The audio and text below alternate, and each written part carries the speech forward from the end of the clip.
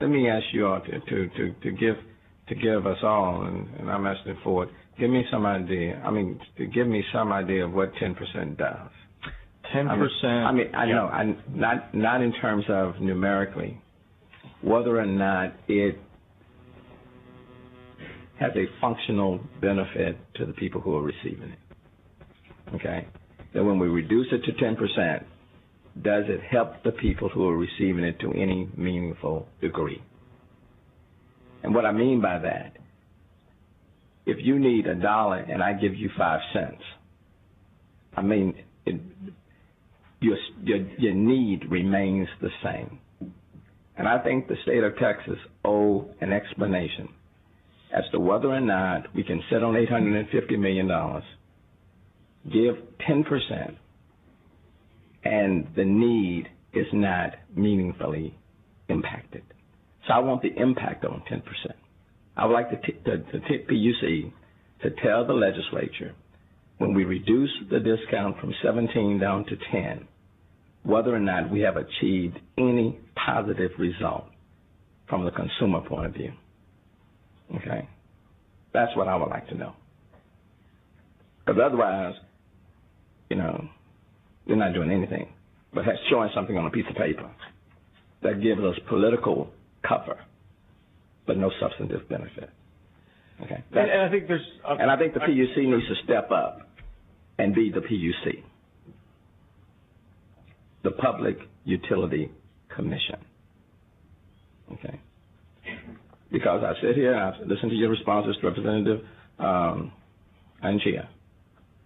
Because when you all raised that cap from 3,000, number one, when you raised it from 1,500 to 3,000, there were 4 REPs that went out of business.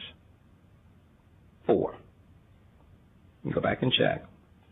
Now you all have raised it from 3,000 to 4,500. And I specifically sent a letter to the PUC before you did it, asking the PUC to tell me what would be the impact on consumers from a cost point of view. You all never did. You never told me that. You just did it anyway. And you've indicated, the PUC has indicated, that you're also contemplating going from 4,500 to possibly 9,000 on the cap. And that will have some impact on consumers and small businesses out there. So the PUC needs to be the PUC, the Public Utility Commission, not one side advocate. Everybody else gets hammered. So I think, I would ask, give me some impact on what the 10% is having, and whether or not you all feel as though that's where we should be. Now the other option you're saying, to allow the PUC to zero out the fee until existing fund balances are depleted. Allow the PUC to level the fee to the appropriation. Look, I'm under no false illusion. Fund balance gets to $1 billion. I do not see the legislature giving low-income people and elderly people $1 billion. I don't believe it. I'm under no false illusion. I've been here too long. So,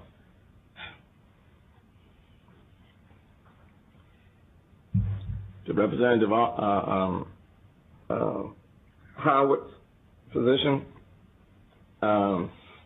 this is not a new position. All of you around this table here know this is not a new position for me on the deal. And people have been a part of allowing this fund balance to get to where it is today, and it's going to be very, very, very, very difficult to reduce the corpus without adversely affecting the budget, because we've allowed it to get so huge. And let's just have an honest discussion here. Because we've allowed this fund balance to get, it's one thing when you have a fund balance of $140 million, you can wind that down without having a real quantitative impact on the budget. When the fund balance is at $850 million, you can't just give $1 billion away without it tipping the whole ship over. Come on, let's be honest. Let's just have an honest conversation. And one of the reasons that this has happened, because these are elderly and poor people. They don't have lobbyists, and they don't have an advocate in the PUC. PUC has, instead of championing their cause, the PUC has participated in their hurt and in this diversion of funds. So I'm very critical of the PUC. I'm very critical of the PUC. And the commissioners know that. And I don't step back from that. I think they have done a disservice, not only to the consumers, but to the legislature. And so I am very critical of the commissioners of the PUC.